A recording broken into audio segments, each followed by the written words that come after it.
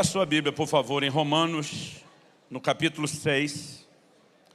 Gente, eu quero fazer algo que eu nunca fiz aqui. Eu não vou pregar a mensagem nossa do estilo convencional. Vocês sabem que meu principal chamado, mesmo pastoreando há 25 anos, é o ensino.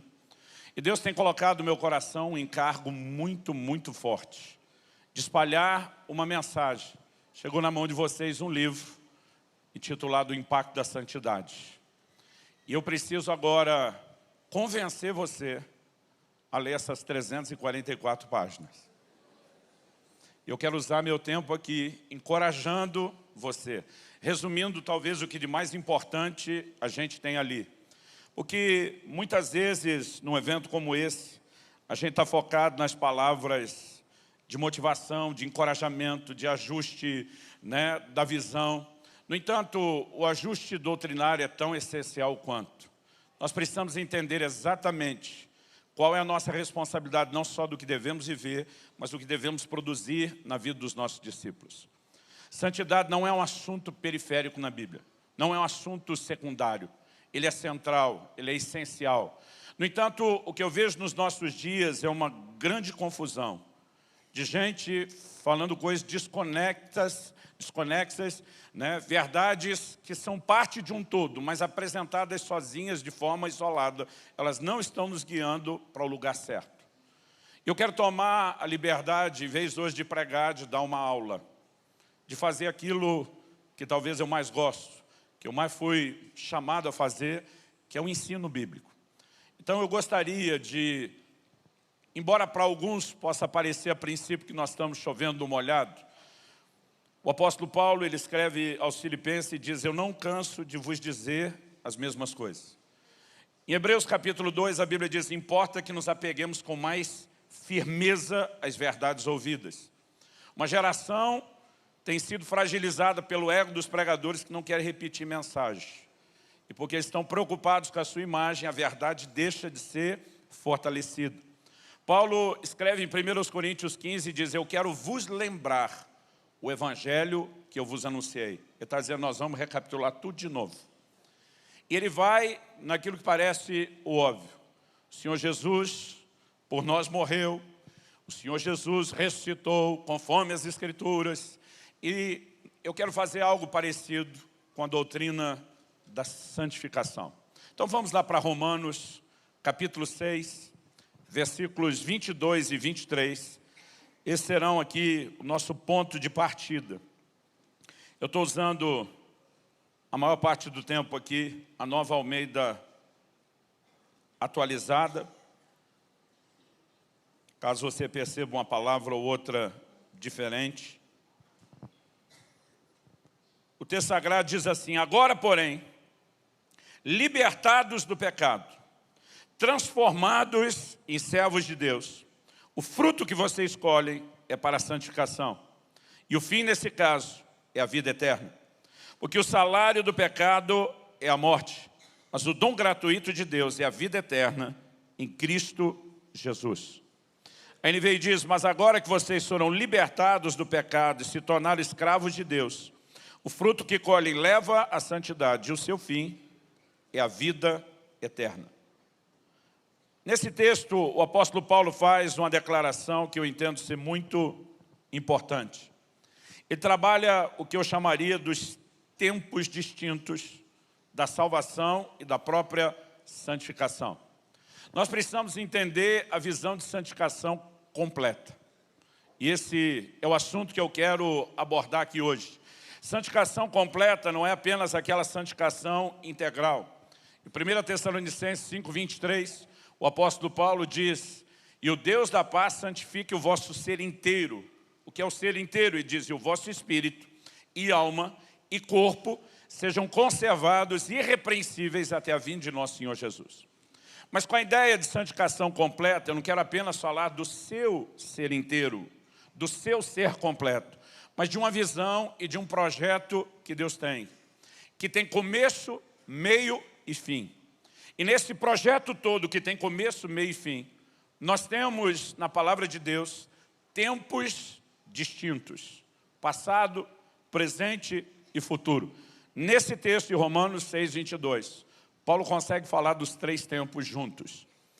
Ele começa com 2 verbos conjugados no passado, no pretérito. Agora, porém, libertados do pecado. Ele está falando de algo que já aconteceu. Transformados em servos de Deus. Quantos podem testemunhar que foram libertados do pecado e transformados em servos de Deus? Ele está falando de algo que já aconteceu. Aí ele diz o seguinte: tendes o vosso fruto para a santificação. Que, como vamos ver, é um processo que está acontecendo. Também é algo que aconteceu, também é algo que está acontecendo e também é parte de algo que vai acontecer. Mas aqui ele passa agora do passado para o presente. Tendes o fruto para a santificação. Mas depois ele joga lá para o futuro e diz: e por fim, a vida eterna. É muito importante que a gente consiga olhar esses 3 tempos abordados, não só nessa apresentação de Paulo, mas ao longo de toda a Bíblia. Há uma declaração repetida dentro da teologia há muito tempo. Eu não faço ideia de quem começou a falar isso para atribuir fonte. Mas a frase é mais ou menos assim: fomos salvos, estamos sendo salvos e seremos salvos. Ou alguns preferem, seremos plenamente salvos. Todos esses 3 tempos aparecem na obra da salvação e como parte e extensão dela, a santificação. Por exemplo, em termos de passado, presente e futuro, se você quiser anotar, Atos 15, 11. Mas cremos que fomos salvos pela graça do Senhor Jesus, como também aqueles o foram. Conjugação passada. 1 Coríntios 1, 18. Certamente a palavra da cruz é loucura para os que se perdem, mas para nós que somos salvos, poder de Deus. A conjugação presente. Mas Paulo, escrevendo aos Romanos, ele diz no capítulo 5 e no verso 10, porque se nós, quando inimigos, fomos reconciliados com Deus, mediante a morte de seu Filho, muito mais estando já reconciliados, ele está falando de algo que já aconteceu, seremos salvos, futuro, pela sua vida. Então, algo que eu e você precisamos reconhecer é que há fases da vida cristã envolvendo esses 3 tempos. Passado, presente e futuro. Que eu particularmente gosto de chamar de começo, meio e fim. O apóstolo Paulo diz em Filipenses 1,6, aquele que começou em vós a boa obra, há de completá-la até o dia de Cristo. Então tem começo e tem fim. Essa ideia de algo que tem início e tem fim é importantíssimo. E entre o começo e o fim, nós temos um desenvolvimento. Agora, como nós podemos olhar para isso? Não apenas como tempos, fases ou estações. Lógico que quando falamos do começo, estamos falando da conversão. Quando falamos do meio, estamos falando do desenvolvimento da fé cristã, do amadurecimento, do crescimento. E algo que a igreja do nosso tempo deixou de falar é de um desfecho, que daqui a pouco eu vou explicar. Eu vou evitar a terminologia técnica da teologia, mas existe um mínimo que a gente precisa trabalhar. E daqui a pouco nós vamos falar de um fim, que normalmente chamamos de glorificação. Verdades que nós não poderíamos ter perdido de vista em momento algum ao longo da caminhada. Talvez uma outra maneira para olhar para isso, passado, presente e futuro, começo, meio e fim, uma outra roupagem para a mesma verdade, é pegar a declaração de Jesus em Mateus 7, lá nos versículos 13 e 14. Ele fala de uma porta e um caminho estreito que nos conduzem à vida. Então Jesus simplificou toda a trajetória da vida cristã em 3 etapas. Porta, caminho e alvo ou destino. Existe uma porta por onde se entra. Em João 3,5, Jesus fala para Nicodemos, se alguém não nascer de novo, não pode entrar no reino de Deus. Tem um momento que define a entrada, tem um momento que estabelece o começo da jornada, a hora que você passa a porta, que é a experiência da conversão. Mas também tem um fim. Paulo diz, esquecendo-me das coisas que para trás ficam, Filipenses 3. Ele diz, esquecendo-me das coisas que para trás ficam, prossigo para onde? Para o alvo. A vida cristã tem um alvo. E ele se refere a esse alvo dizendo, o prêmio da soberana vocação de Deus em Cristo Jesus. Então tem começo e fim, tem porta de entrada e tem alvo ou destino. Agora, entre a porta por onde se inicia a nossa jornada e o alvo final, tudo o restante que sobrou se chama o caminho. Aliás, eu acredito que isso não é só um exemplo. Na doutrina do Novo Testamento, a palavra caminho era largamente empregada e nós que ao longo do tempo abandonamos isso. O que hoje eu e você chamamos de cristianismo, no livro de Atos era chamado de o caminho. Atos 9, quando fala de Paulo perseguindo as pessoas, fala que ele perseguia aqueles que estavam no caminho. Em Atos 19, quem está do lado de fora falando mal dizia aceita intitulada o caminho. Intitulada por quem? Por eles mesmos. Aliás, quando você olha as profecias do Velho Testamento, Isaías, o mais messiânico de todos os profetas, o que mais se referiu a Cristo e o que ele veio fazer, diz, haverá diante de vós um caminho santo. Enquanto vocês andarem no caminho, haverá direcionamento, dizendo não desvie para a direita, não desvie para a esquerda. A ideia do caminho era muito forte como uma jornada de progressão, de desenvolvimento da fé. Em Efésios 4, Paulo escreve e diz, irmãos, quanto à maneira como deveis andar. Do que ele estava falando? Da ginga do crente? Ele está falando que existe uma maneira de trilhar o caminho. É a ideia de movimento, é a ideia de progressão, é a ideia de avanço. E nós precisamos compreender essas figuras e colocá-las no seu devido lugar. Então tem começo, tem meio e tem fim. 1 de Pedro 9, para que alcanceis o fim, o objetivo final da vossa fé, diz algumas versões, a salvação das vossas almas. Quando a gente começa a enxergar o quadro todo, a gente vai perceber que dentro do assunto de santificação, que é uma extensão dessa mesma obra de salvação, não é diferente. Então acredito que nós podemos olhar para a santificação como algo parecido com uma corrida. Em 2016, tirando o fiasco que cometemos como nação ao sediar e receber as Olimpíadas, a maioria de nós, tirando essas memórias ruins, consegue se lembrar principalmente daquele jamaicano Usain Bolt, colecionador de medalha, que talvez foi um dos grandes destaques da Olimpíada. Ele projetou a corrida para um patamar de reconhecimento maior do que já tinha. E ele é alguém que me faz lembrar que todo corredor depende de 3 etapas. Largada, desenvolvimento e linha de chegada. Em vez de usar os termos passado, presente e futuro, porta, caminho e destino, começo, meio e fim, se você preferir, fica com essa ilustração. Largada, desenvolvimento e linha de chegada. Porque na corrida da santificação não é diferente.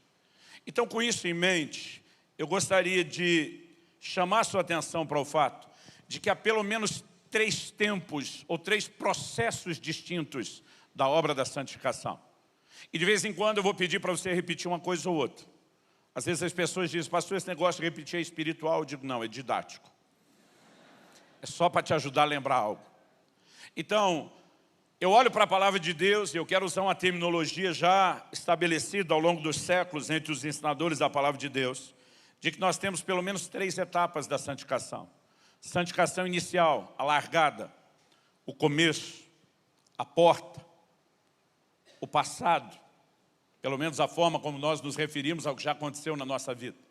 Depois nós temos o que se chama santificação progressiva, o desenvolvimento da corrida, o caminho, o meio ou o tempo presente.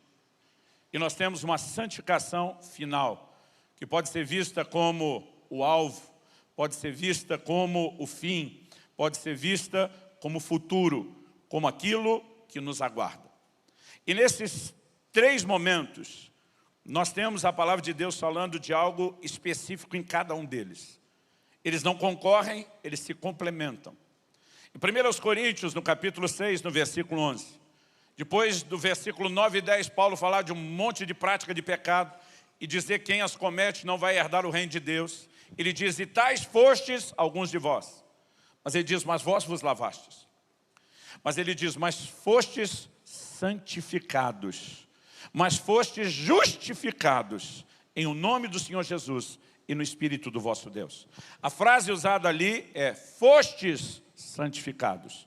Isso é algo que já aconteceu comigo e com você. Em 1 Coríntios, no capítulo 1, no versículo 2, ao endereçar a epístola, Paulo diz assim, aos santificados em Cristo Jesus. Pretérito, tempo passado, ele fala de algo que já aconteceu.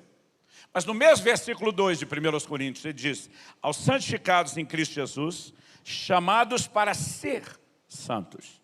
Em outras palavras, ele está tentando explicar: você não experimentou tudo que poderia na santificação inicial. Há um desenvolvimento. O chamado para ser, como eu quero te mostrar na Bíblia, não é só preservar o que você recebeu, é aperfeiçoar, é desenvolver aquilo que começou. Então esse segundo nível nós chamamos de santificação progressiva. Segundo aos Coríntios 7:1, Paulo diz: aperfeiçoando a vossa santidade no temor do Senhor. Então tem algo mais do que a experiência inicial. E nós temos uma experiência final. Em Romanos 8:23, Paulo diz que nós estamos aguardando a redenção dos nossos corpos. E na hora devida, nós vamos falar sobre isso e explicar isso. Então eu quero que você repita comigo, diga: santificação inicial. Santificação progressiva. Santificação final. Só mais uma vez, diga: santificação inicial, progressiva e final. Alguém definiu muito bem essas 3 etapas, seus resultados, dizendo: na santificação inicial, conversão, somos livres da condenação do pecado. Na santificação progressiva, o desenvolvimento da vida cristã, somos livres do poder do pecado. Mas na santificação final, seremos livres da presença do pecado, que será definitivamente erradicado. São 3 etapas de um mesmo processo, que precisa ser vista como um todo, mas também precisa ser entendida de forma separada. Porque tem muita gente pegando versículos que se aplicam a um aspecto e tentando colocá-lo em outro. Isso é parte de uma bagunça doutrinária que nossa geração está vivendo. Eu acredito que ela está se tornando cada dia mais perigosa. Então, eu queria que a gente resumisse aqui santificação inicial. Como é algo que eu e você vivenciamos, temos muito conhecimento, eu acredito que essa parte a gente consegue passar depressa, porque eu quero dar mais atenção às outras 2. Em Atos, no capítulo 26, no versículo 17 e 18, o apóstolo Paulo está diante do rei Agripa, testemunhando a sua conversão. Ele diz que o Senhor Jesus lhe apareceu e diz que o enviaria não só aos judeus, mas aos gentios. Então, no fim do versículo 17, ele diz que estava enviando Paulo aos gentios. E no 18 ele dá o propósito: para lhes abrires os olhos e os converteres das trevas para a luz, do poder de Satanás para Deus, a fim de que recebam eles remissão de pecados e herança entre os que são santificados pela fé em mim. Abrir os olhos deles, convertê-los das trevas à luz, do poder de Satanás a Deus. Alguma dúvida de que ele está falando da conversão? Nenhuma. Como esse nível de santificação inicial que acontece na conversão é experimentado? Ele diz: pela fé em mim. Santificação inicial se recebe pela fé. Você não precisa fazer nenhum esforço. Você apenas precisa acreditar em algo que foi feito em seu favor. É simples assim. Efésios 2, 8 e 9, você sabe de cor. Pela graça sois salvos mediante a fé.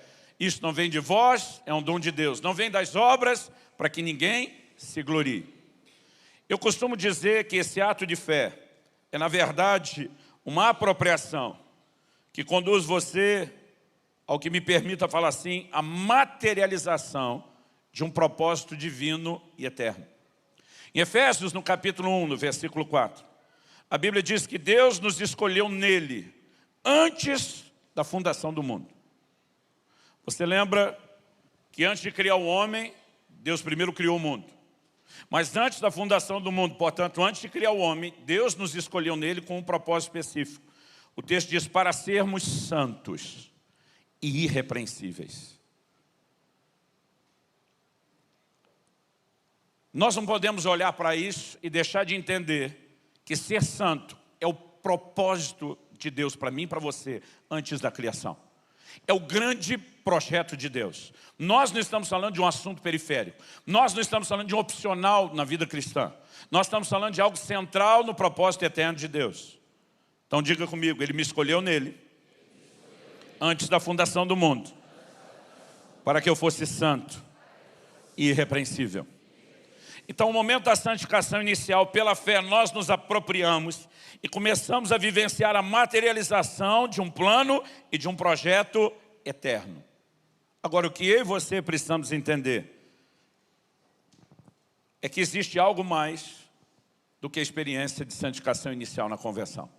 Eu era ainda garoto, e eu me lembro até hoje de muitas mensagens que eu vi meu pai pregando. Sou filho de pastor, papai amava o estudo da palavra de Deus, das Escrituras, e uma das coisas que me inspirou a estudar a Bíblia era ver aqueles tesouros sendo extraídos. Eu até hoje não sei que mensagem ele estava pregando. Eu não lembro o texto inicial, não lembro o tema, não lembro o resto. Mas essa parte era um garoto. Eu fiquei olhando, cativado por aquilo que ele estava falando e eu nunca mais consegui esquecer. Naquele momento da mensagem ele citava Isaías 1,18. Ainda que os vossos pecados sejam como escarlate ou carmesim, eu os tornarei brancos como a neve, brancos como a pura lã.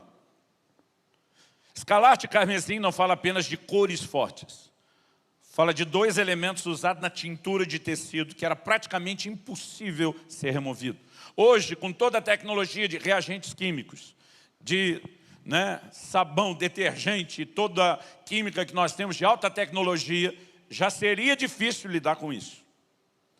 Para você imaginar algo numa proporção bem menor, imagina pegar uma camiseta de algodão, deixá-la uma semana de molho no açaí puro da Amazônia, não o nosso aqui de baixo. E aí depois você vai lavar, e você tem que deixar aquela camisa branquinha. Para hoje, já seria um desafio quase impossível. E nós não estamos falando de algo que se compara com o poder de tintura do escarlate ou carmesim. Então Deus está falando uma linguagem que todo mundo entende. E quando Ele diz que ainda que os vossos pecados sejam dessa forma, Ele está dizendo, não importa o quão sujo ou encardido você chegou, eu tenho o poder de santificar e limpar você.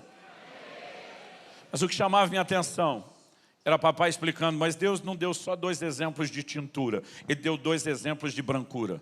O primeiro deles, ele disse, se tornarão brancos como a neve. Eu lembro de papai dizendo que a neve é algo que cai do céu sobre a terra. Você não pode produzir isso, não é fruto do seu esforço, não tem nada a ver com a sua capacidade ou performance, é o que vem do céu sobre a terra. Talvez uma das maiores figuras do que a santificação inicial, é uma santificação que nos é imputada em Cristo Jesus pela fé, sem nenhum esforço. Mas ele não fala só desse tipo de brancura. Ele diz também se tornarão brancos como a lã. E a lã, diferente da neve, ela não vem do céu sobre a terra. Ela brota de dentro para fora. Ela é fruto do domínio da natureza da ovelha sobre ela mesma. Isso fala de santificação progressiva, que é se permitir ser controlado pela nova natureza. A natureza de Deus, que 2 de Pedro 1,4 diz, eu e você nos tornamos participantes. Agora, diferente daquilo que já começou, nós temos uma responsabilidade muito maior na continuidade. E o que tem me preocupado hoje é ver pregadores falando dessa santificação inicial que é pela fé, como se tudo o que você vive fosse só esse ato de fé e não houvesse nenhuma outra responsabilidade a não ser ter crido. E aí nós começamos uma abertura pequena no início do ângulo, que vai nos levar para um lugar muito longe lá na frente, daquilo que Deus, de uma maneira muito clara, nos apresenta na sua palavra. Abre comigo 2 Coríntios, capítulo 7, versículo 1. Eu não espero que você vai lembrar tanto versículo que nós vamos falar aqui. A minha ideia é que você consiga enxergar o quadro todo. E no final das contas, pelo menos, ainda que não lembre de cada peça do quebra-cabeça, a gente consiga olhar junto a foto final inteira e dizer, isso faz sentido. Em 2 Coríntios 7, 1, o apóstolo Paulo diz, tendo, pois, ó amados, tais promessas, purifiquemo-nos de toda impureza. Ele está falando com gente convertida, ele chama de irmãos, ele chama de amados. Ele está falando com gente para quem ele já diz, fostes santificados, ok? Ele diz, tendo, pois, ó amados, tais promessas, purifiquemo-nos de toda impureza, tanto da carne como do espírito, aperfeiçoando a nossa santidade no temor de Deus. O que significa aperfeiçoar a santidade? Significa que existe mais do que aquilo que você experimentou. Outro dia um irmão falou para mim, o senhor está querendo dizer que Deus não podia fazer tudo de uma vez? Falei, não, cabeção, estou querendo dizer que Ele não quis fazer tudo de uma vez. O fato de que tem um processo que ele revelou significa que é decisão dele. Não tem nada a ver com capacidade ou incapacidade. É um processo. Deus decidiu que não faria isso tudo de uma única vez. Ele decidiu trabalhar em etapas. Ele decidiu trabalhar por meio de um processo. No entanto, no processo, eu e você temos responsabilidade. Paulo diz para os irmãos, vocês aperfeiçoam a santidade. Então, aqui entra o aspecto da nossa responsabilidade. E é lógico que interagir com Deus significa que eu e você não fazemos sozinhos, mas que Ele também não faz sozinho. Porque se santificação fosse um ato unilateral da parte de Deus, Ele não estaria fazendo um bom trabalho. Porque a coisa está meio feia aqui na terra. Aliás, Tozer diz, santos sem santidade são a tragédia do cristianismo. E esse é um quadro que está se instalando de forma generalizada. Antigamente, nós não éramos tanta gente em número.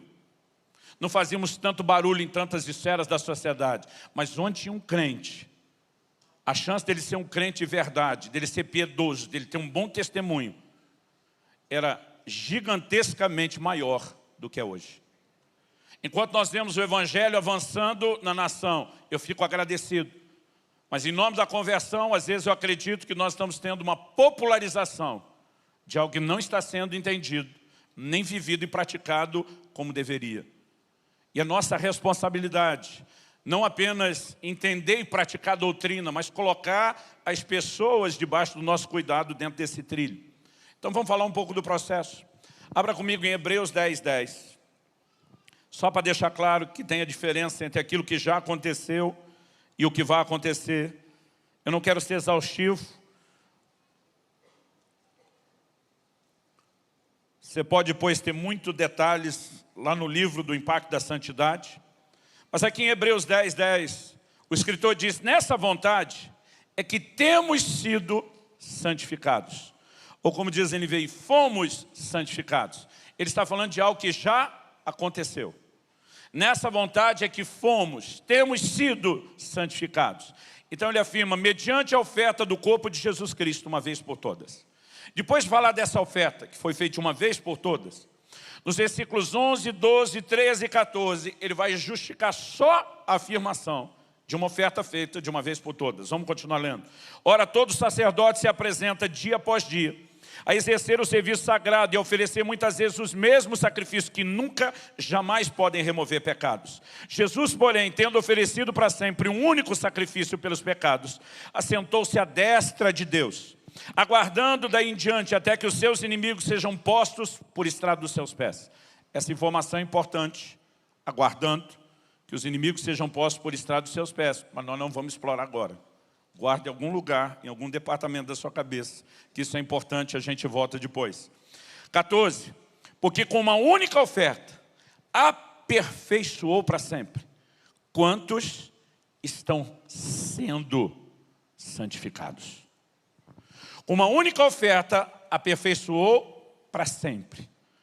O que Deus planejou antes da fundação do mundo, que Jesus Cristo fez na cruz, resolve o problema de uma vez por todas. No entanto, o próprio Jesus está esperando um desfecho de algo que foi resolvido de uma vez para sempre. Enquanto a Bíblia destaca o que foi resolvido de uma vez para sempre, e o próprio Jesus aguardando o desfecho, diz que nesse interim nós estamos sendo santificados. Os mesmos que já fomos santificados, como está no versículo 10, estamos sendo santificados. Porque essas etapas, elas não podem ser ignoradas, e elas estão ao longo de toda a Bíblia, de toda a Escritura. Então, reconhecer isso como parte da doutrina é muito importante. Há uma confusão hoje em dia do que é santificação posicional e do que é santificação comportamental. Não são coisas que concorrem, são coisas que se complementam, mas são distintas. Num livro que eu tenho recomendado bastante, do John Bevere, Kryptonita, para mim um dos melhores livros nessa área de santidade, santificação, ele dá um exemplo que eu achei muito interessante, apropriado, bem acurado. O livro chegou no ano de 2017, então nessa época, essa era a informação, os dados. Hoje seria diferente. O John diz, eu e Lissa estamos casados há 35 anos. Ele diz, Lissa não é hoje mais minha esposa do que era no dia que se casou comigo. E se daqui 35 anos estivermos vivos e juntos, ela não será mais minha esposa do que é hoje, nem do que era no início. E diz: o que a definiu como esposa foi porque eu escolhi, eu dei a ela o meu nome, eu dei a ela a legalidade formalizada por meio de um documento, de ocupar essa posição que não muda. Então deixa eu te dizer uma coisa, você não vai ser mais filho de Deus com santificação progressiva do que já é. Hoje você não é mais filho de Deus do que quando se converteu, e no futuro você não vai ser mais filho de Deus do que já é. Esse direito a uma posição foi conquistado com um único sacrifício. Foi determinado de uma vez por todas e ponto final. Ele diz: isso é santificação posicional. Ele diz: mas se Lícia, minha mulher, resolver sair com outros caras, o comportamento dela pode comprometer a posição que ela tem. Isso é santificação comportamental. 1 de Pedro, capítulo 1, versículo 14, 15 e 16. Preste atenção, nós vamos montar um quebra-cabeça junto, fique comigo. 1 de Pedro 1, 14. Não vos amoldeis as paixões que tinhais anteriormente na vossa ignorância. Pelo contrário, segundo é santo aquele que vos chamou, sede vós também santos em todo o vosso procedimento. A palavra traduzida aqui procedimento, postura, comportamento. Sede vós santos em todo o vosso procedimento, porque escrito está: sede santos, porque o Senhor sou santo. Então Pedro está dizendo: não se amolde aos sentimentos, às paixões, a maneira de comportar diante da conversão, porque alguém pode voltar para lá. E diz: pelo contrário, ajuste o seu comportamento, se inspirando na natureza daquele que começou a trabalhar em você. Entendendo que essa é a natureza que vai reinar. Essa é a natureza que tem que ser refletida. Nós estamos falando de uma responsabilidade no comportamento. Porque hoje em dia, eu estou vendo muito sofisma, muito raciocínio falso entrando no meio da nossa doutrina. Um dia desses, eu vi um camarada afirmando: vocês têm que entender que obras não afetam natureza, ele dizia. Ele disse: antes de eu converter, quando eu era um pecador por natureza, meus atos de justiça não mudavam quem eu era. Ele diz: então por que agora que eu sou a justiça de Deus em Cristo, meus atos de pecado mudariam quem eu sou? Eu falei para ele: meu amigo, o que você chama de uma grande revelação para mim é uma grande estupidez. Se o que você está dizendo é verdade, Adão não conseguiria ter caído, porque os atos dele não poderiam ter mudado a natureza dele. Eu falei: quando você está morto espiritualmente, seus atos de justiça não te mudam, porque o poder de ressurreição só Deus tem. Mas quando você está vivo, o poder de se matar você tem, e não depende de Deus para isso. São coisas completamente distintas. Mas o que acontece? Há uma doutrina sendo propagada que anula a responsabilidade de um comportamento correto, porque diz: não, tudo se recebe pela fé. Não, o começo se recebe pela fé.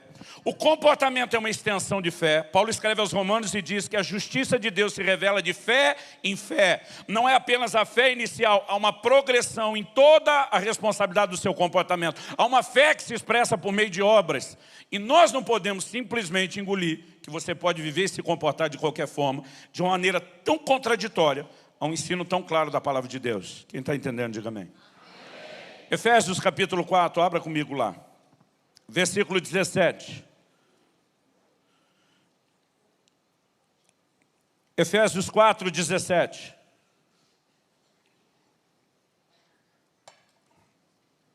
Isto, portanto, digo, e no Senhor testifico, que não mais andeis, de novo a ideia de andar, como também andam os gentios. É lógico que os efésios eram gentios, na perspectiva literal. Mas aqui ele está tratando eles, como ele diz em Efésios 2, já como o Israel de Deus. Então ele está falando: não mais andeis como andam os ímpios, os não convertidos. Como que eles andam?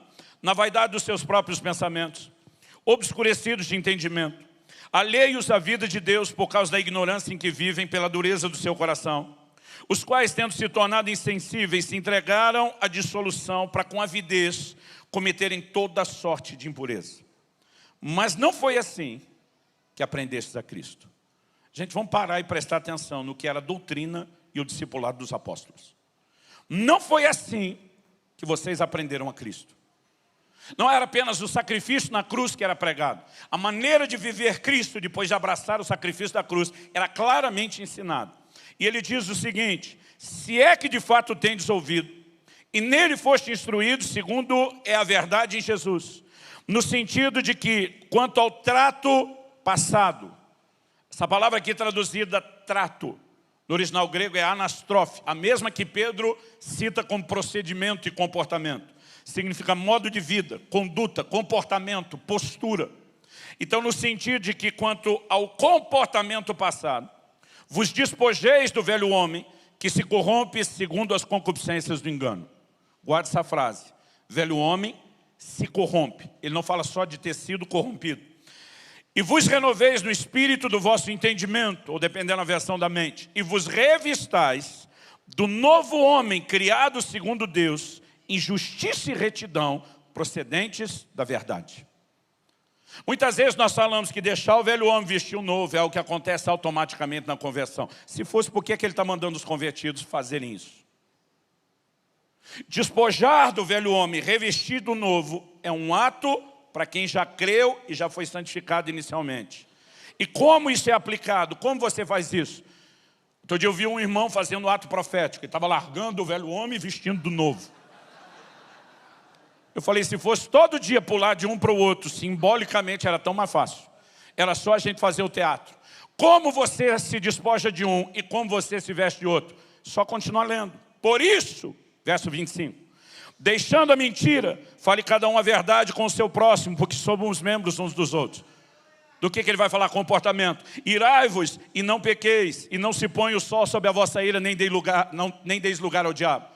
Aquele que antes roubava, não roube mais. Antes trabalhe, fazendo com as mãos o que é justo. Como você vai se despir do velho homem? Abandonando um comportamento antigo. Como você se veste do novo? Assumindo um novo comportamento que se adequa à nova natureza. E a lista continua, vai no capítulo 5, no capítulo 6. Colossenses, Paulo faz uma lista de comportamento que um crente deve manifestar.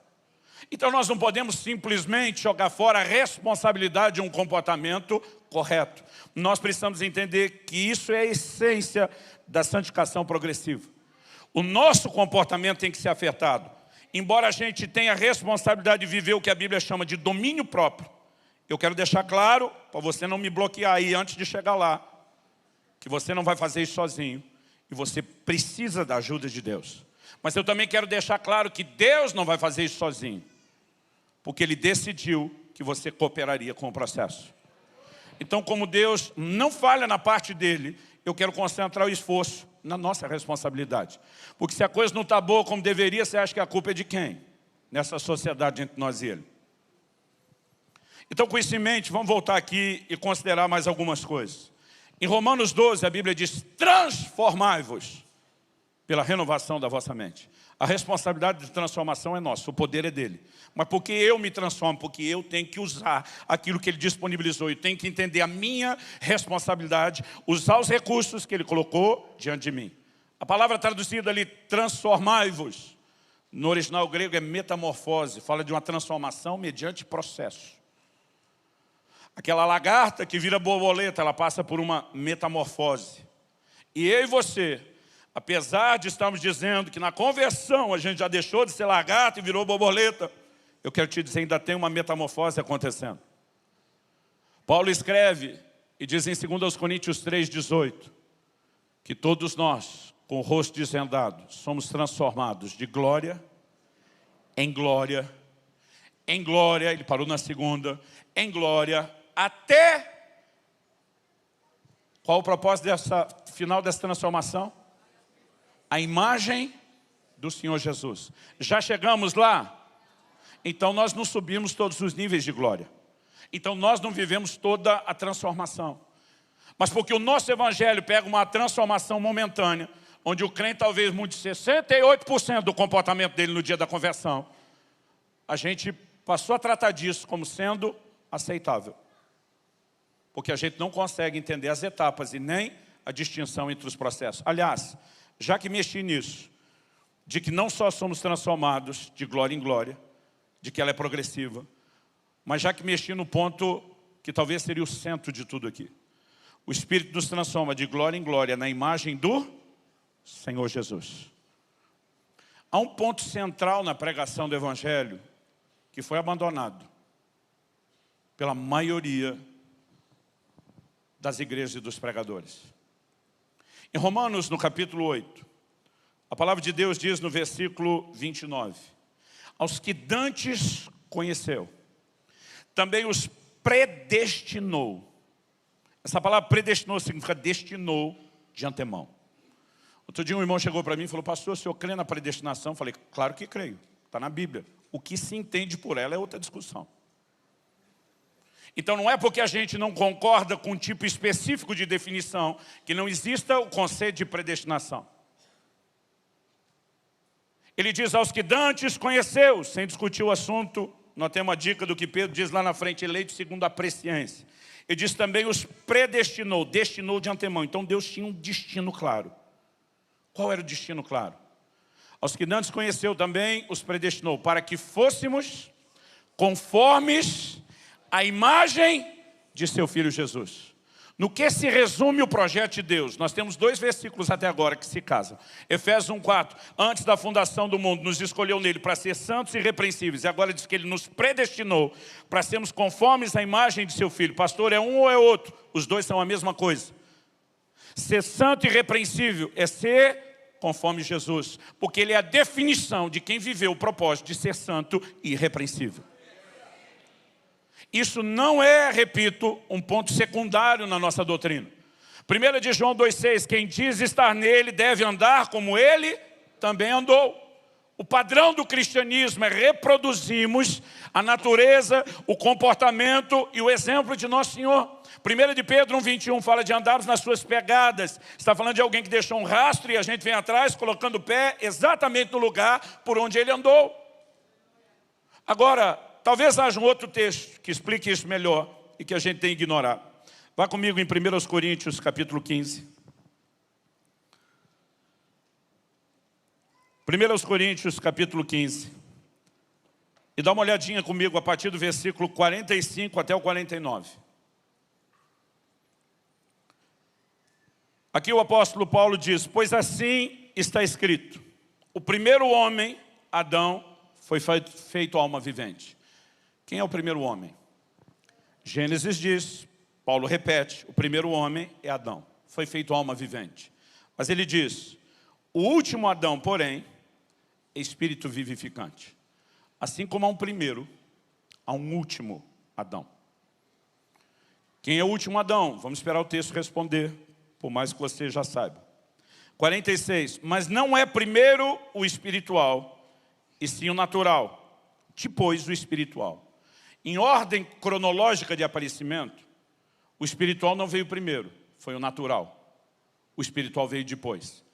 Então agora nós temos uma segunda definição, que o primeiro Adão é natural, e o último, ou o que ele chama aqui, o segundo, ele é espiritual. Então há um último Adão, que é espiritual. 47. O primeiro homem formado da terra. Você lembra a maneira como Deus fez Adão lá em Gênesis? O primeiro homem formado da terra é terreno. O segundo homem é do céu.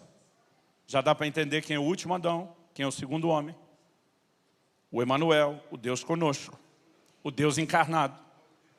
O segundo homem é do céu. Porque todo esse destaque, olha o 48. Como foi o primeiro homem, o terreno, tais são também os demais homens terrenos. E como é o homem celestial, tais também os celestiais. 49. E assim como trouxemos a imagem do que é terreno, devemos trazer também a imagem do que é celestial. Paulo de novo está mostrando o que é o Evangelho, mas deixa eu apresentar essa história numa outra perspectiva. Por que Jesus é chamado de último ou segundo Adão? Quem era o primeiro? Um cabeça de raça. Uma matriz reprodutora. A partir dele, toda a raça dos homens seria formada. E Deus colocou um depósito nessa primeira matriz. Ele o criou conforme a sua imagem, conforme a sua semelhança, o cabeça da raça. Por que ele criou o cabeça da raça, conforme a sua imagem e a sua semelhança? porque ele queria que isso fosse reproduzido na terra.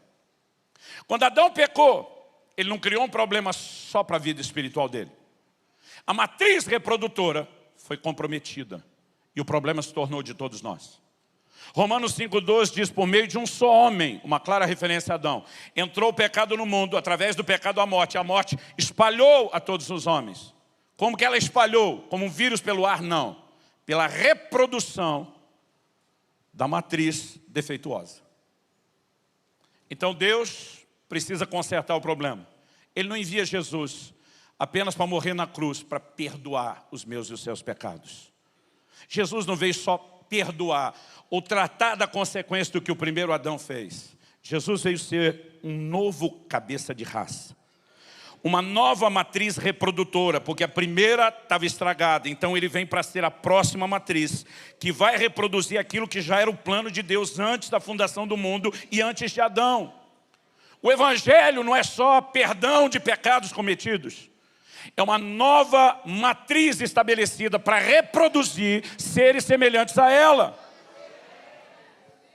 Então, de novo, eu repito, nós não estamos falando de um assunto secundário. Nós estamos falando do centro, do cerne do Evangelho. Agora, o que diz o texto? Como foi o primeiro homem o terreno, tais são também os demais. Porque havia uma lei na criação, que tudo reproduzisse conforme a sua espécie. Então ela valia para os animais, ela valia para os vegetais, e ela vigorou sobre a humanidade. Quando o primeiro cabeça se tornou uma matriz comprometida, ele passa a reproduzir de forma comprometida. Então agora nós necessitávamos de uma nova matriz reprodutora. Agora, como as coisas funcionariam a partir da chegada do último Adão? Em João no capítulo 3, Jesus tem uma conversa com Nicodemos e diz, se alguém não nascer de novo, não pode nem ver, nem tampouco entrar no reino de Deus. Como que eu e você nos tornamos parecidos com o primeiro Adão? Pelo nascimento. Como eu e você nos tornaremos parecidos com o último Adão? Por um nascimento, que é chamado de um novo nascimento. Quando Jesus fala do novo nascimento, o Nicodemos diz, eu vou entrar no ventre da minha mãe, ela vai me dar a luz novamente. Jesus diz, não. O que é nascido da carne é carne. Então, quando você nasceu a primeira vez da carne, você foi gerado como carne. Foi isso que você reproduziu. E diz, mas o que é nascido do Espírito é Espírito. Quando a palavra de Deus nos declara lá no Evangelho de João, que nós, aliás, eu gosto que essa declaração, ela na verdade vem antes da conversa de Jesus. Evangelho de João, capítulo 1, a Bíblia diz que ele veio para o que era seu, mas os seus não receberam. Mas a todos quantos o receberam, deu-lhes o poder de serem feitos filhos de Deus. A Bíblia diz, a saber, aos que creem no seu nome. O verso 3 diz, os quais não nasceram do sangue, nem da vontade da carne, nem da vontade do homem, mas de Deus. Porque nascer da carne e do sangue reproduz a imagem do primeiro Adão. Então, o novo nascimento tinha que ser um nascimento diferente. O primeiro homem era natural, o segundo é espiritual. O nascimento que reproduziu o primeiro era natural, o nascimento que reproduz o segundo é espiritual. Agora, o que eu e você precisamos entender a respeito disso é um aspecto prático. Porque o novo nascimento, como vimos, é apenas a santificação inicial, não é tudo que a gente precisa. E porque a gente não entende essas etapas de desenvolvimento, a gente entra em crise. Porque o Evangelho que parecia maravilhoso, revolucionário, transformador, nos levou até um ponto, e daqui a pouco a gente descobre que tem um monte de coisa que ainda não mudou. E às vezes a gente fica frustrado, questionando até a experiência que já passou, porque não vê algo progredir e acontecer. Mas todo o nosso erro, ele vem da grande confusão doutrinária que nós temos. Então eu sei que o assunto é longo e extenso, e todo resumo ele acaba sendo injusto e incompleto. Mas eu vou arriscar fazer isso aqui agora. Nós criamos uma doutrina de que quando alguém nasceu de novo, o novo nascimento anulou o velho. Eu quero te dizer, isso não é verdade. Quem é nascido da carne é carne. Quem é nascido do Espírito é Espírito. Quando eu e você nascemos de novo, foi algo espiritual. Mas você deixou de ser carne porque nasceu de novo? Não.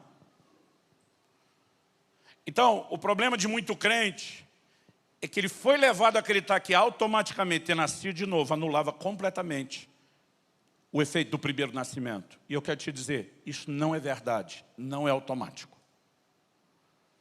Outro dia alguém falou, pastor, então qual a diferença? Falei, a diferença é que quem só nasceu da carne não tem a menor chance de viver o que é espiritual. E quem nasceu de novo tem agora uma capacidade, mas não é algo automático, de viver algo diferente.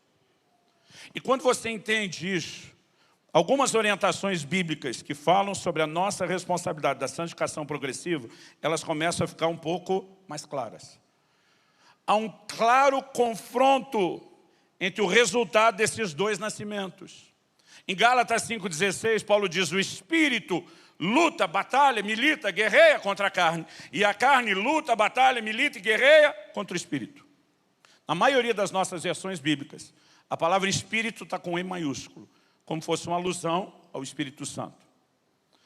A palavra traduzida Espírito, tanto para o Espírito Santo como para falar do Espírito do homem, é pneuma. Normalmente a gente faz a distinção por algum acréscimo, algum adjetivo, alguma soma. Então quando você lê o Espírito de Deus, é o pneuma de Deus. O Espírito de Cristo, pneuma de Cristo, ou pneuma santo, quase sempre há uma alusão para que você entenda de qual Espírito está sendo dito. Romanos 8,16 diz, o Espírito, E maiúsculo, testifica com o nosso Espírito, E minúsculo.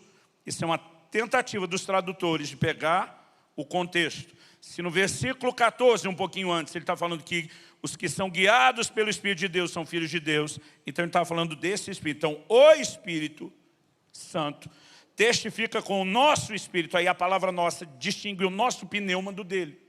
Mas aqui em Gálatas 5,16, não tem nada que sugere que a luta é o Espírito Santo contra a carne e a carne contra o Espírito Santo. Porque se fosse essa parada, meu irmão, o Espírito Santo não podia estar perdendo para a carne.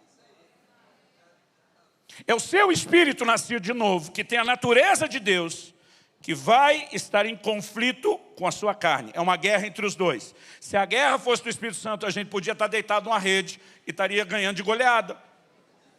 Mas se não estamos ganhando de goleada, está dando empate ou até uma derrota, não podemos acreditar que isso seja algo que é a guerra do Espírito Santo.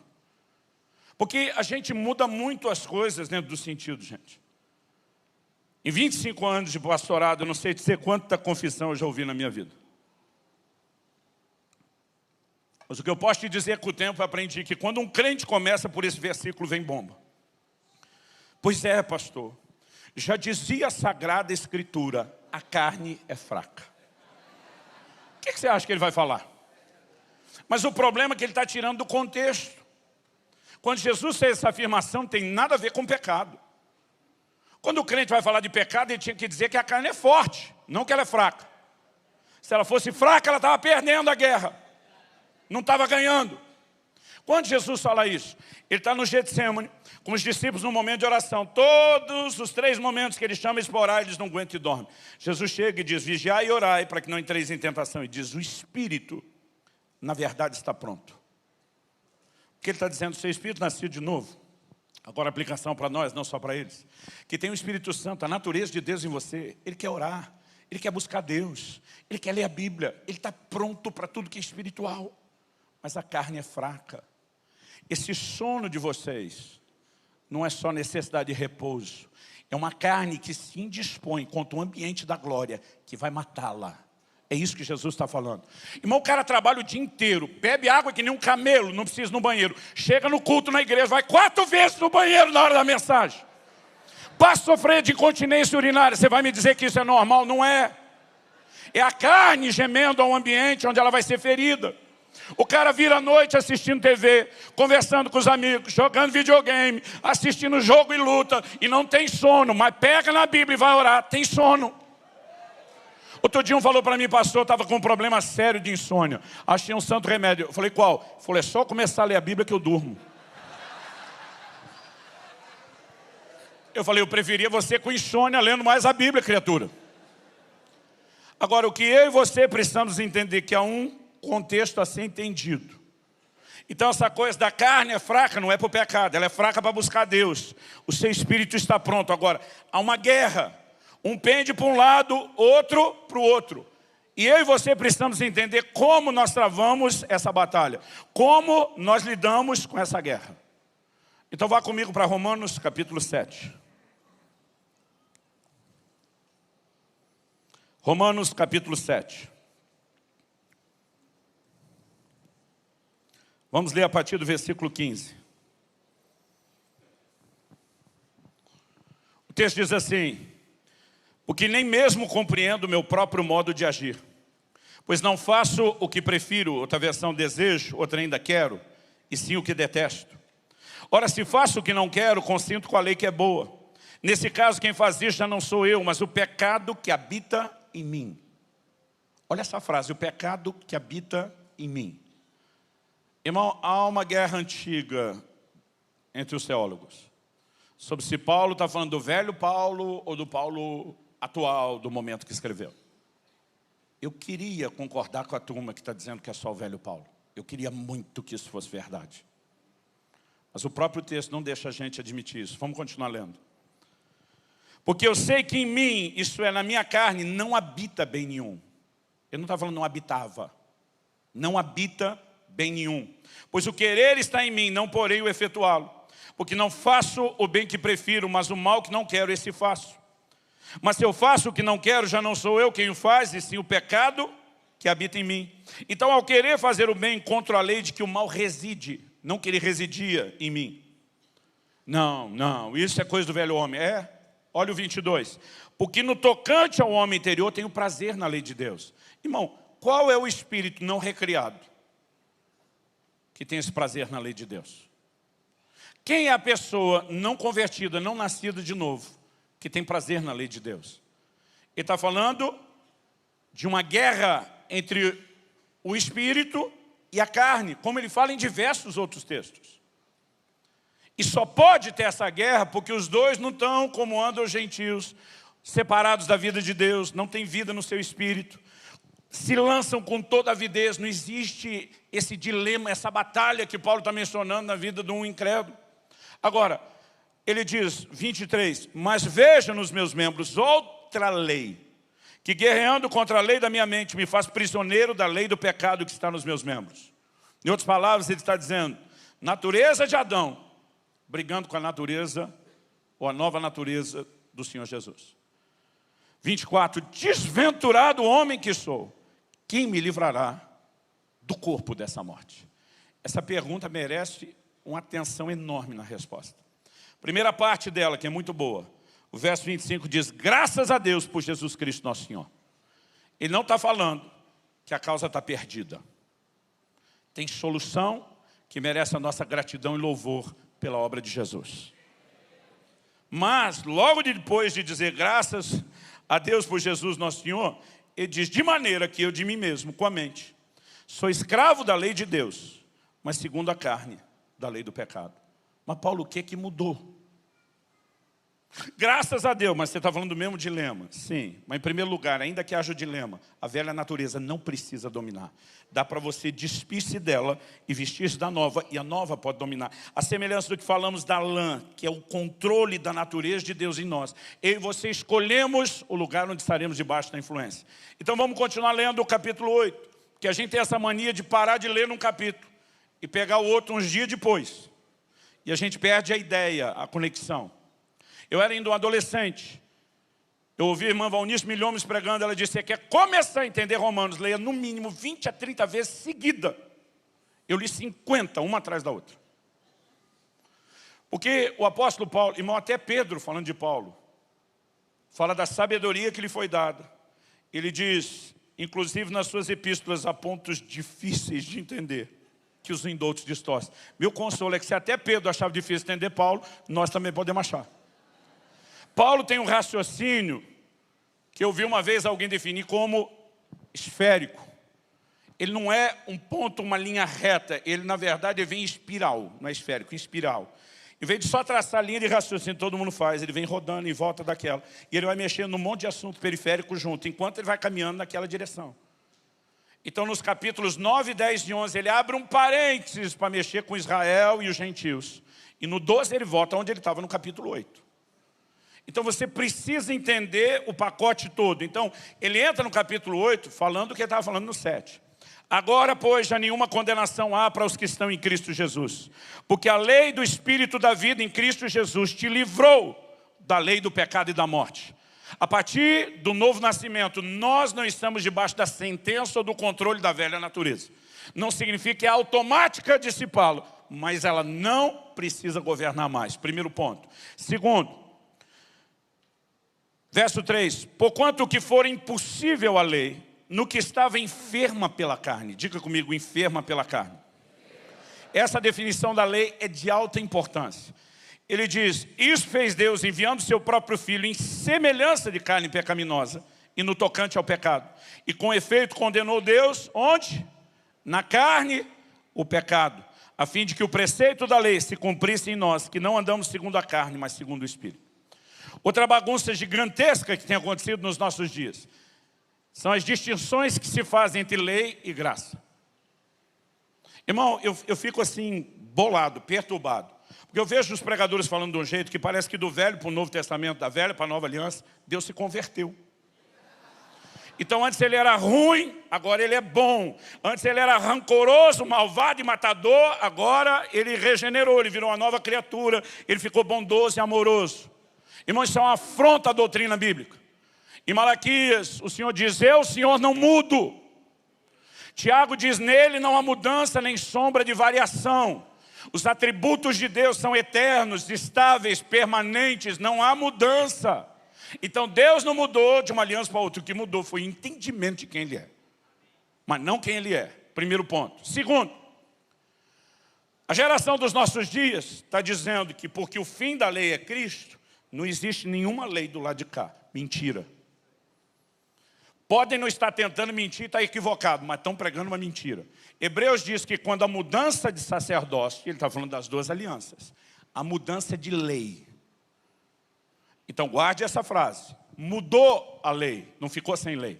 Quando a Bíblia diz o fim da lei é Cristo, está falando de uma lei específica que finalizou, e não de uma ausência completa de lei daqui para frente. Agora vamos mexer em outro sofisma. A turma diz que juízo era coisa do Velho Testamento que tinha lei. Como agora não tem lei, não tem juízo. Aí eu fico olhando e me perguntando, eu acho que não tem juízo na cabeça desses pregadores. Um dia eu estava falando sobre consequência de pecado, e um cara falou para mim, você ainda está na lei, você não conhece a graça. Não há juízo na nova aliança. Falei, alguém tinha que ter avisado a Ananias e Safira, morreram à toa. Alguém tinha que ter avisado Jesus, o mediador da nova aliança, porque em Apocalipse, ele fala com aquela mulher que ele chama de Jezabel, e diz, eu vou te prostrar de cama, eu vou matar seus filhos. Pedro diz que o juízo começa pela graça, pela casa de Deus. Como que não tem juízo no Novo Testamento? Não tem juízo na cabeça de quem fala isso. Porque se o conceito é de que não tem mais lei, então não tem quebra nem consequência. E o que nós não percebemos é que o que eles acham que é aliviar a nova geração de um legalismo. E ninguém está negando que se cometeu exageros legalísticos. Mas o que eles não percebem é que eles estão empurrando o povo para um lugar pior do que o que já estavam. Então, à luz da palavra de Deus, qual era a definição da lei? Foi a chegada de um mandamento, que diz Paulo, reviveu o pecado. Por quê? É aqui que nós temos que entender, mas antes de chegar lá. Na velha aliança tinha lei? Tinha. E na nova? Também. Jesus diz, aquele que tem os meus mandamentos e os guarda, esse é o que me ama. Então lá tinha lei? Sim. Aqui tem lei? Também. Se a mudança de sacerdócio, a mudança de lei, continua tendo lei. Essa lei dada aqui tinha que ser obedecida? Sim.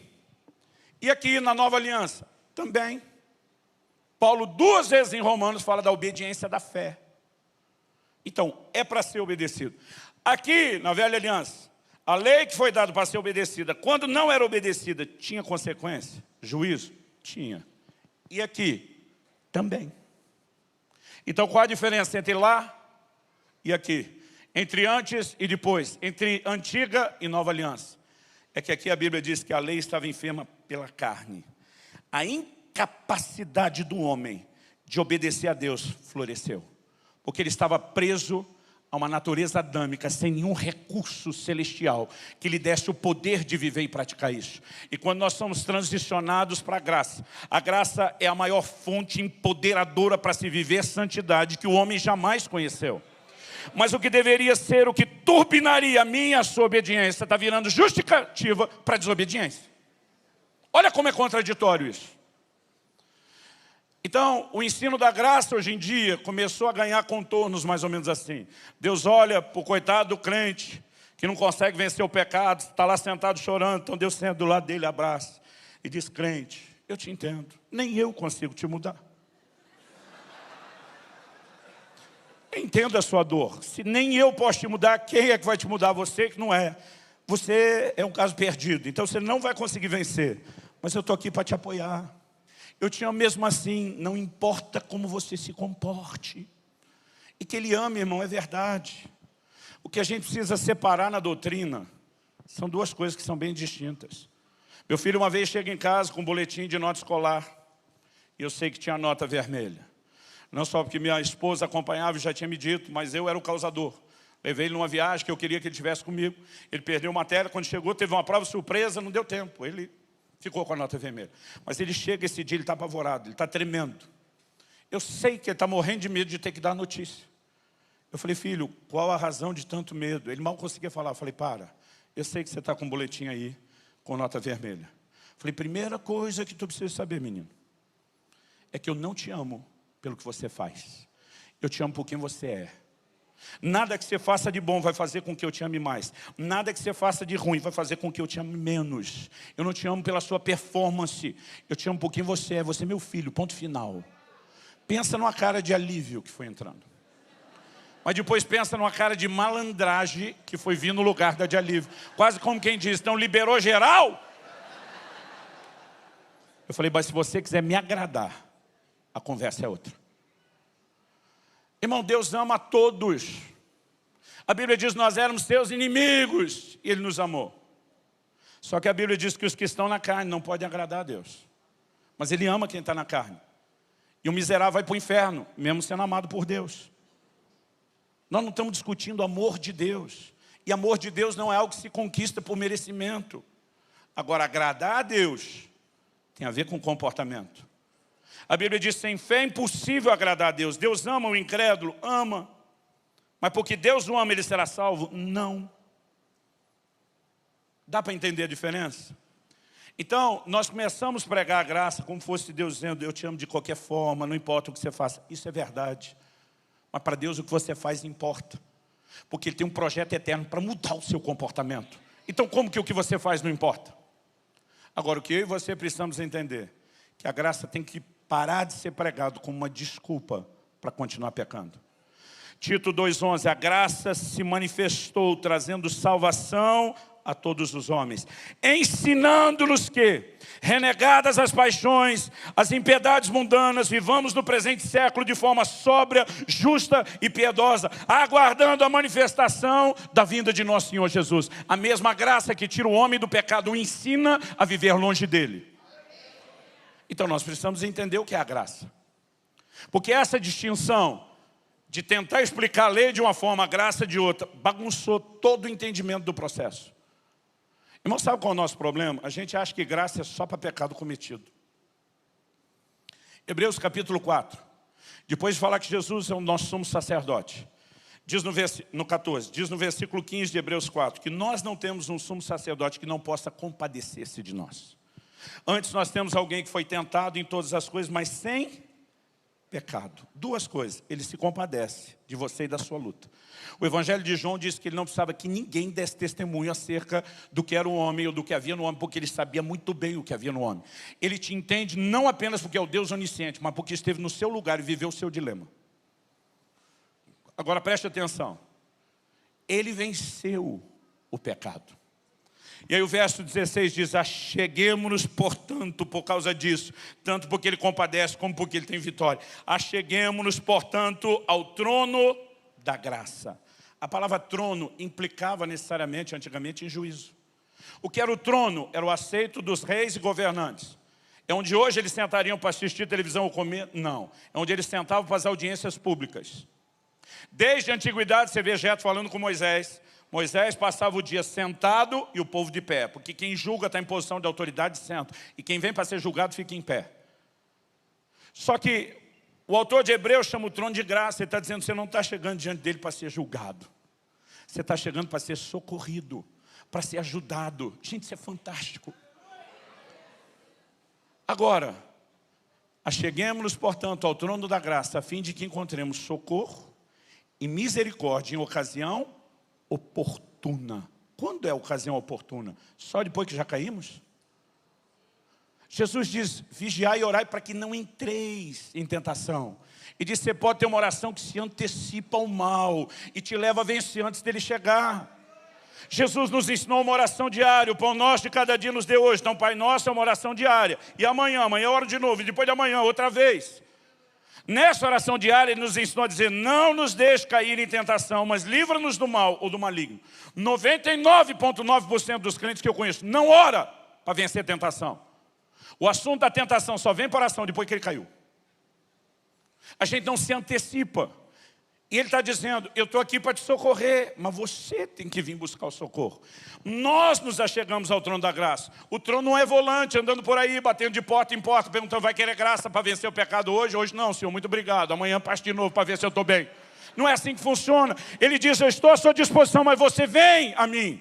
Agora preste atenção, o entendimento errado nos leva a uma fé errada, que nos leva a resultados errados. Embora o entendimento correto nos leva a uma fé correta e nos leva a resultados corretos. A maioria dos crentes hoje acredita que tentação é sobrenatural. Eu quero te dizer, não é verdade. 1 Coríntios 10, 13, Paulo diz, não vos sobreveio tentação que não fosse humana. A tentação é humana, não é demoníaca. Não, pastor, a Bíblia fala que Satanás é o tentador, porque ele esfrega debaixo do seu nariz o cardápio, que provoca você. Tiago escreve e diz que cada um é tentado quando enganado e atraído pelo seu próprio desejo ou concupiscência. A tentação é humana, é natural. Mas quando eu e você acreditamos que é sobrenatural, nós já estamos em desvantagem. Os crentes vêm e dizem, pastor, não dá para resistir. Era todos os capetas,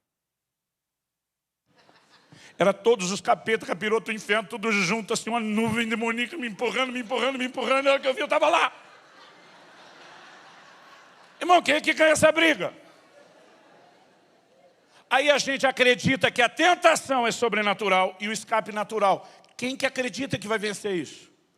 Agora Paulo diz, não vos sobreveio tentação que não fosse humana. Pelo contrário. Deus não permitirá, Deus é fiel e não permitirá que sejais tentados além das vossas forças. A tentação nunca é maior do que o seu poder de resistência. E ele diz assim,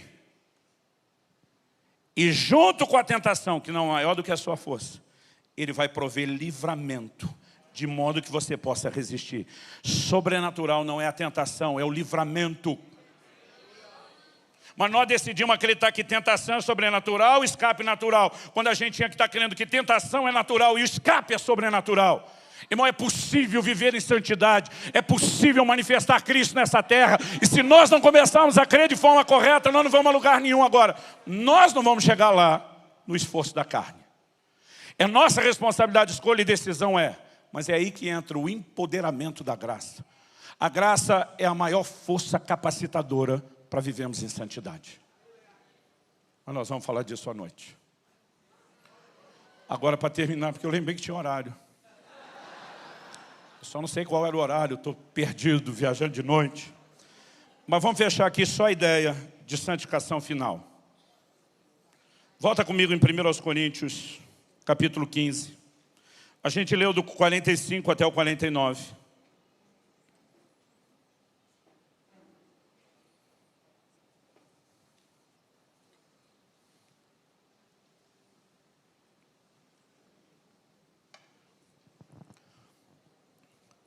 Então no 49 diz, assim como trouxemos a imagem do que é terreno, devemos trazer também a imagem do celestial. Eu quero fazer um gancho e nós vamos voltar em Romanos 8 ainda. Isso afirma, irmãos, que a carne e o sangue não podem herdar o reino de Deus. Por que não? Nem a corrupção herdar incorrupção. Definição de corrupção, carne. de incorrupção, reino de Deus. 51, eis que vos digo um mistério, nem todos dormiremos, mas transformados seremos todos. No momento, no abrir e fechar de olhos, ao ressoar da última trombeta. A trombeta soará, os mortos ressuscitarão incorruptíveis e nós seremos transformados. Porque é necessário que esse corpo corruptível se revista da incorruptibilidade e que o corpo mortal se revista da imortalidade. E quando esse corpo corruptível se revestir de incorruptibilidade e o que é mortal se revestir de imortalidade, então se cumprirá a palavra que está escrita: tragada foi a morte pela vitória. Você lembra que aquele que de uma vez por todas nos aperfeiçoou está esperando o quê? Que os seus inimigos sejam colocados por estrado dos seus pés. O texto diz, 55, onde está a morte a tua vitória? Onde está a morte o teu aguilhão? O aguilhão da morte é o pecado e a força do pecado é a lei. Graças a Deus que nos dá a vitória por intermédio de nosso Senhor Jesus. Embora haja uma vitória para o tempo presente, o senso coerente e correto, completo de vitória, projeta ao que nos aguarda no futuro. Quem nos livrará do corpo dessa morte? Graças a Deus por Jesus. Mas com o meu entendimento, eu sou escravo da lei de Deus e da carne do pecado. Mas peraí, Paulo, não mudou? Mudou em relação ao que era antes. Antes eu estava sentenciado a viver em derrota no pecado. Agora, eu posso vencer o pecado, mas um dia a força do pecado que habita em mim será erradicada, será arrancada de mim. Filipenses, quando isso vai acontecer? Na vinda de nosso Senhor Jesus. Filipenses 3:20, a nossa pátria está nos céus, 20 e 21. De onde aguardamos um Salvador, o qual de transformar o corpo da nossa humilhação para ser igual ao corpo da sua glória. Nós chamamos isso de glorificação. É quando o nosso corpo corruptível será transformado igual ao corpo da glória dele. Gente, eu sei que por conta de muita bagunça e lambança teológica e escatológica, a maioria das igrejas hoje em dia não quer falar de assuntos escatológicos. E tem coisa que não merece discussão. Os crentes ficam brigando.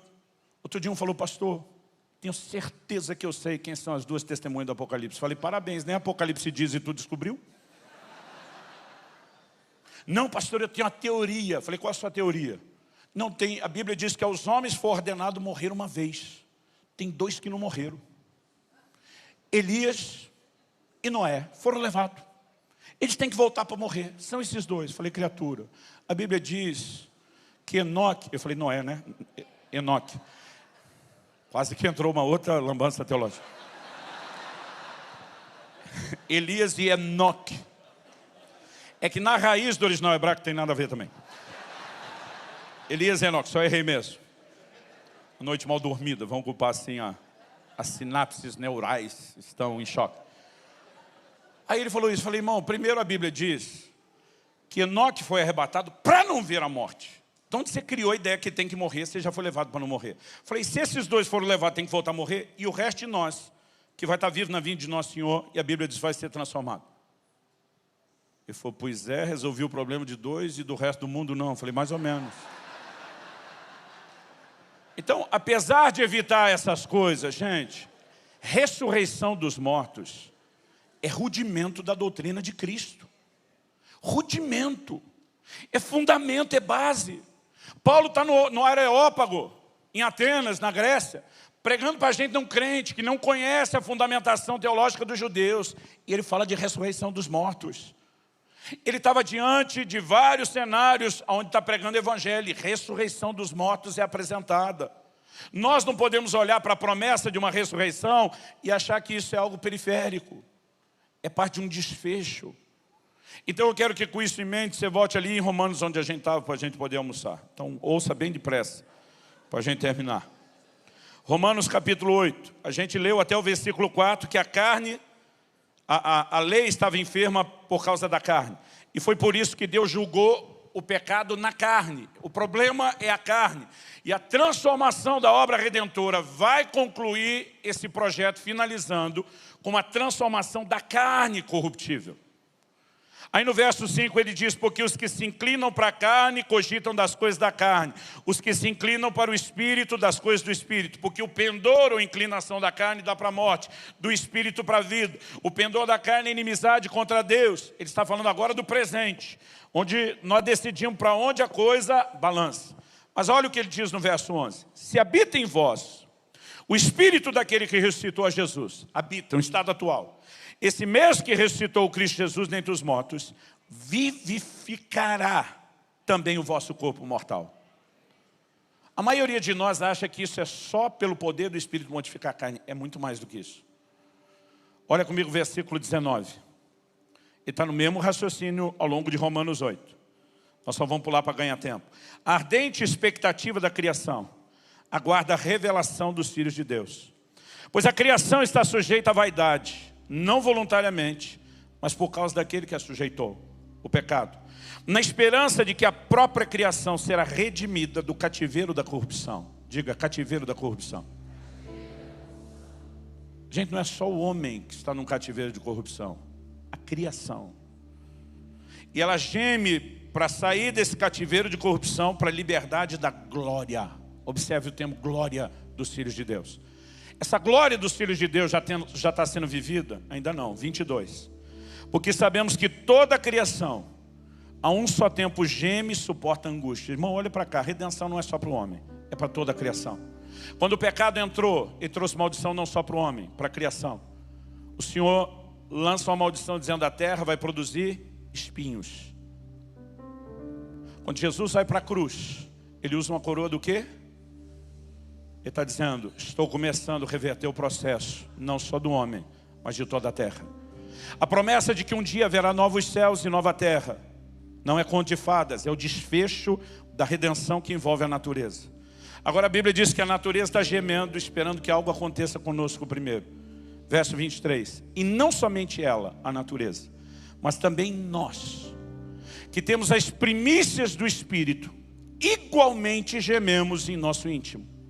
Se é igualmente, por que ela está gemendo? Para ser livre do cativeiro da corrupção. Se nós gememos igualmente, pelo que nós estamos gemendo? Para ser livre do cativeiro da corrupção. Há uma nova natureza, que se não for devidamente alimentada, não prevalece sobre a velha. Mas ainda, eu gosto de uma frase que eu vi na adolescência. A carne não converte, tem que ir para a cruz. Então nós precisamos mantê-la debaixo de rédea curta. Mas o texto diz que nós estamos aguardando a adoção de filhos, a redenção do nosso corpo. O aspecto final da santificação, os mortos ressuscitarão, os vivos serão transformados. Irmão, toda a ideia de santificação começa com o novo nascimento, na santificação inicial. Envolve uma progressão e está sempre de olho num desfecho. 1 Tessalonicenses 5:23. E o Deus da paz santifique o vosso ser inteiro, e o vosso espírito, alma e corpo sejam guardados irrepreensíveis para a vinda de nosso Senhor Jesus. A vinda de Jesus o tempo todo é apontada como desfecho de algo que começou. Então não me interessa se alguns estão querendo discutir a cronologia dos eventos. Nós não podemos parar de pregar que tem uma vinda que envolve um desfecho. Se a gente não tem luz sobre os detalhes, é melhor não discutir. Mas não dá para negar o que está revelado, só porque tem gente criando confusão em cima de detalhe.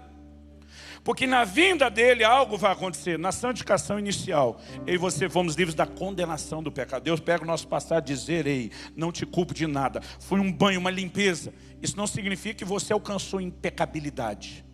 Você foi limpo do que cometeu. Tem uma responsabilidade de desenvolver. Mas depois da santificação inicial, você foi livre da condenação. Agora, você pode ser governado pela nova natureza e você é livre do poder do pecado. Mas aqui na santificação final, nós seremos livres da presença do pecado. Haverá uma erradicação do mal dentro de todos nós. Agora, eu quero crer que nós estamos aqui, já passamos pela porta e vivemos santificação inicial. Nenhum de nós chegou no final, porque o processo não terminou. Deus seja louvado pelo que já aconteceu lá, pelo que vai acontecer depois. Mas e agora? Como se resume a vida cristã? Domínio próprio.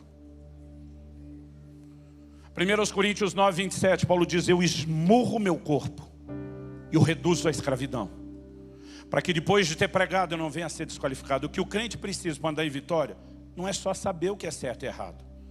Se só conhecimento de princípio resolvesse, irmão, nós estávamos tipo anjo já. Mas Paulo diz, eu posso saber, eu posso pregar para os outros, mas depois de conhecer, eu tenho que manter a carne em rédea curta. Eu esmurro o meu corpo. A igreja romana criou autoflagelação em cima dessa frase, esmurrar como fosse literal. Se a primeira é literal, a segunda também tinha que ser. Ele diz, eu reduzo a escravidão. E ninguém tenta fazer isso de forma literal.